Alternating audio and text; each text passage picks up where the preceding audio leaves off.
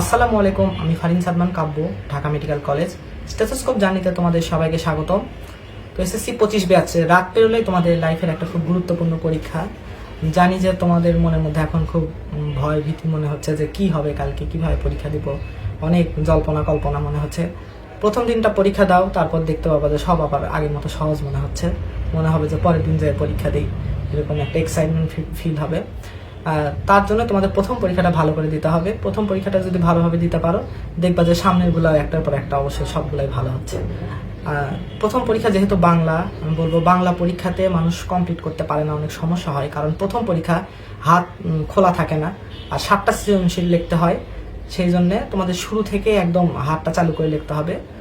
মানে প্রথম 2টা সৃজনশীল বেশি সময় ধরে লিখলাম, বড় করে লিখলাম, পরবর্তীগুলা ছেঁড়াবেড়া হয়ে গেল, এরকম করলে হবে না।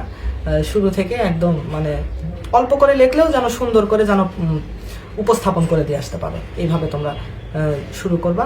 আর সায়েন্সের সাবজেক্টগুলা তোমরা সবসময় মাথায় রাখবা পরীক্ষা দেওয়ার সময়, যে কখনো যেন প্রশ্ন যেন ছেড়ে আসো না। কোনো প্রশ্ন যেন কখনো এরকম হয় না যে আমি 7টা সৃজনশীল লিখতে হবে, আমি 5টা বা 6টা লিখলাম বা 6.5টা লিখলাম, 7টা কমপ্লিট করলাম না। একটা কথা মাথায় রাখবা, তোমরা যদি খাতাতে নাই লেখো তাহলে কিন্তু সেখানে মার্ক দেওয়ার কিন্তু কোনো জায়গা থাকবে না। আর এরকম বোর্ড পরীক্ষায় সবসময় একটা সবচেয়ে ইম্পর্টেন্ট বিষয় যে পুরাটা কমপ্লিট করে আসা। তোমার যদি ভালো মতো পড়াশোনা নাও থাকে বা ভালো যদি মানে প্রিপারেশনটা নাও থাকে, তাও যেন তোমরা কোনোভাবে হলেও যেন ভালো করে কমপ্লিটটা করে দিয়ে আসতে পারো।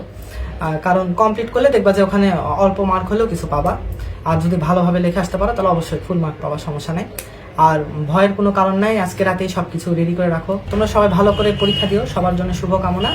আর এটা তোমাদের জীবনের একটা খুব গুরুত্বপূর্ণ পরীক্ষা, কারণ দীর্ঘ 10 বছরের স্কুল লাইফের পড়াশোনা তোমাদের এসএসসি পরীক্ষার উপর নির্ভর করে। তারপর তোমরা কলেজে উঠবা, তোমাদের এই এসএসসির মার্ক এবং এইচএসসির মার্ক কিন্তু তোমাদের অ্যাডমিশনে যুক্ত হয়, মেডিকেল অ্যাডমিশনে তোমাদের জিপিএ মার্কটা যুক্ত হয়। সেই জন্য জিপিএ 5টা তোমাদের পেতেই হবে। আর জিপিএ 5 পাওয়াটা খুব একটা কঠিন না। তোমরা যদি খুব ঠান্ডা মাথায় সুন্দর করে সবগুলো পরীক্ষা দিয়ে আসতে পারো, সুন্দর মতো কমপ্লিট করে লিখে আসতে পারো, অবশ্যই তোমরা সফলতা দেখতে পাবে। তো আজকে এই পর্যন্তই। সবাই স্টেথোস্কোপ জার্নির সাথেই থাকো। আবার দেখা হবে। আল্লাহ হাফেজ।